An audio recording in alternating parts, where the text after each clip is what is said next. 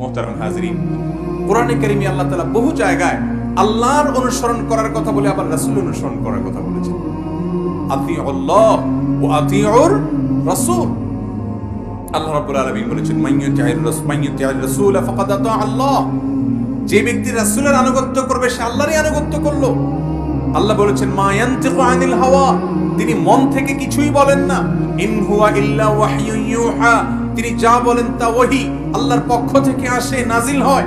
অতএব নবীজি সাল্লাল্লাহু আলাইহি সাল্লাম মন গড়া কোনো কিছু বলতেন না। আল্লাহ রাব্বুল আলামিন তাকে কন্ট্রোল করতেন, তাকে নিয়ন্ত্রণ করতেন।